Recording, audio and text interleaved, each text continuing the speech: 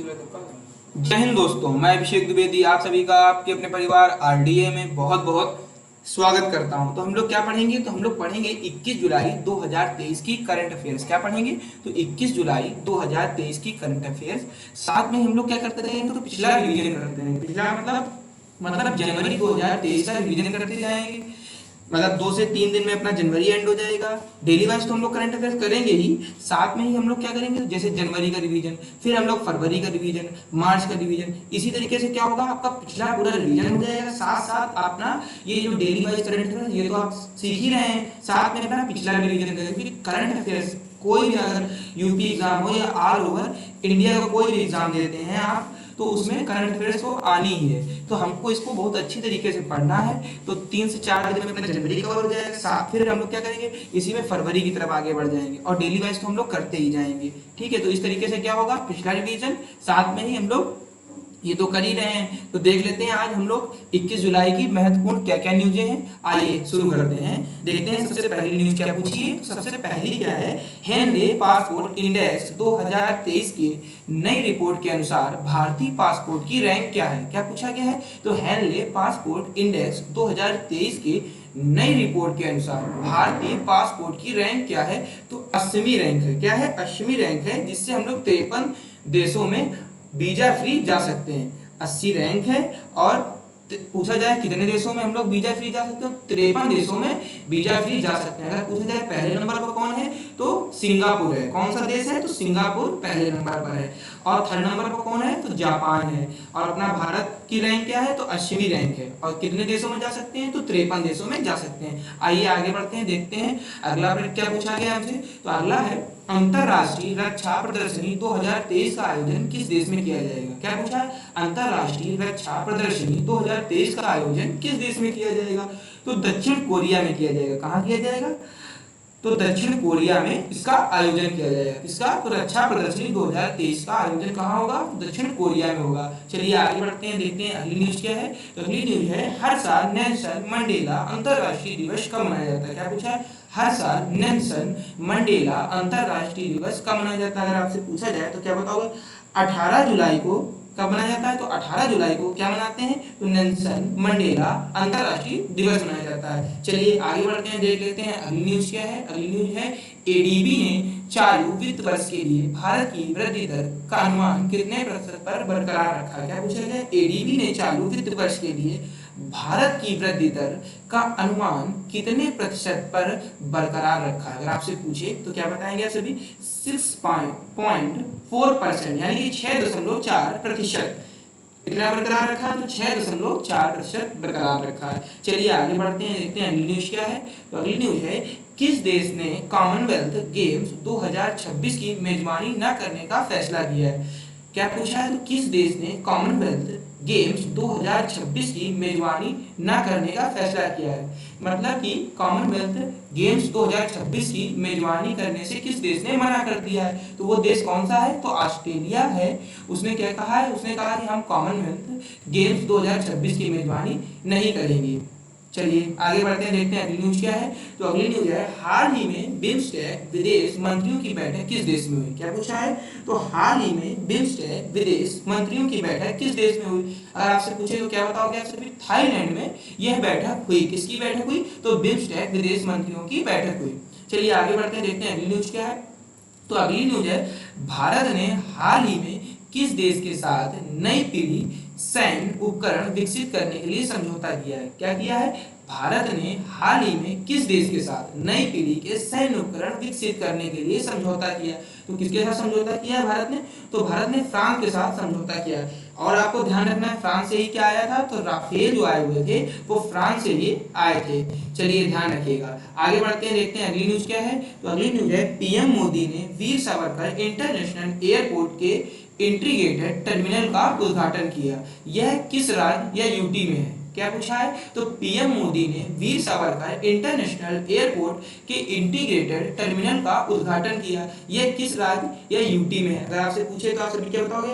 अंडमान व निकोबार द्वीप समूह में है। कहां पर? तो अंडमान व निकोबार द्वीप समूह में। ये क्या है? तो ये एक यूटी है, यानी कि यूनियन टेरिटरी। क्या है? तो ये एक यूटी है। यहाँ पर नरेंद्र मोदी जी ने क्या किया है? वीर सावरकर इंटरनेशनल एयरपोर्ट के इंटीग्रेटेड टर्मिनल का उद्घाटन किया है। चलिए आगे बढ़ते हैं, देख लेते हैं अगली न्यूज क्या पूछी है। तो आगे क्या है? आगे है हम लोगों का जनवरी 2023 का रिवीजन। क्या है? तो जनवरी 2023 का रिवीजन। जैसे हम लोग 3 से 4 दिन जनवरी कवर कर लेंगे, फिर हम लोग आगे फरवरी की तरफ बढ़ जाएंगे। तो आइए देखते हैं जनवरी की कौन कौन सी वो महत्वपूर्ण न्यूज हैं जो आपके परीक्षा में आ सकती है। देख लेते हैं, आइए देखते हैं। तो ये वन लाइनर ही मिलेंगे आपको। तो क्या है? गोवा में भारत के दूसरे सबसे लंबे केबल स्टे 8 लेन जुआरी ब्रिज का उद्घाटन किया गया। क्या है? गोवा में भारत के दूसरे सबसे लंबे केबल स्टे 8 लेन जुआरी ब्रिज का उद्घाटन किया गया। चलिए ध्यान रखिएगा, आगे देखते हैं। आगे क्या है? नेपाल ने नवनिर्मित पोखरा रीजनल इंटरनेशनल एयरपोर्ट चालू किया। क्या किया है? तो नेपाल ने नवनिर्मित पोखरा रीजनल इंटरनेशनल एयरपोर्ट चालू किया। चलिए आगे बढ़ते हैं, देखते हैं अगली क्या है। तो क्रोएशिया ने अपनी मुद्रा के रूप में यूरो को अपनाया। क्या है? तो क्रोएशिया ने अपनी मुद्रा के रूप में किसको अपनाया है? तो यूरो को अपनाया। क्या है? तो यूरो जो मुद्रा है उसको किसने अपनाया? अगर पूछा जाए तो क्या बताओगे? तो बता देना, अब क्रोएशिया ने इसको अपनाया है। चलिए आगे बढ़ते हैं, देखते हैं क्या है। तो केरल में राज्य कन्नूर में इंडियन लाइब्रेरी कांग्रेस का आयोजन किया गया है। क्या कहा है? तो केरल में राज्य कन्नूर में इंडियन लाइब्रेरी कांग्रेस का आयोजन किया गया। अगर आपसे पूछा जाए कन्नूर में इंडियन लाइब्रेरी कांग्रेस का आयोजन कहाँ किया गया, तो क्या बताओगे आप सभी? केरल में किया गया। चलिए आगे बढ़ते हैं, देख लेते हैं अगला क्या पूछा है। तो अगला क्या है? तो कैप्टन शिवा चौहान बनी दुनिया की सबसे ऊंचे युद्ध क्षेत्र सियाचिन में तैनात होने वाली पहली महिला अधिकारी। क्या है? तो कैप्टन शिवा चौहान जो है ये दुनिया के सबसे ऊंचे युद्ध क्षेत्र सियाचिन में तैनात होने वाली पहली महिला अधिकारी है। कौन है? तो वो कैप्टन शिवा चौहान है, जो कि दुनिया के सबसे ऊंचे युद्ध क्षेत्र में तैनात होने वाली पहली महिला अधिकारी है। चलिए आगे बढ़ते हैं, देख लेते हैं अगला क्या है। अगला है काकी माधवराय ने ब्रेकिंग बैरियर नामक किताब लिखी। क्या है? अगर आपसे पूछा जाए कि ब्रेकिंग बैरियर नामक किताब किसकी है, तो आपको क्या बताना है? काकी माधवराव की यह किताब है। तो किसकी किताब है ये? काकी माधवराव की किताब है। क्या नाम है इसका? तो ब्रेकिंग बैरियर।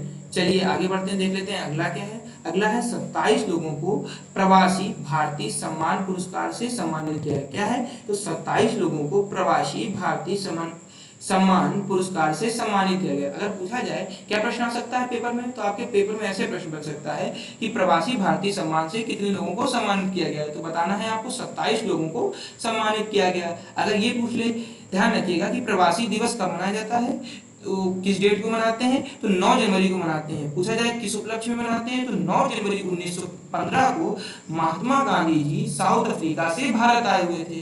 क्या थे?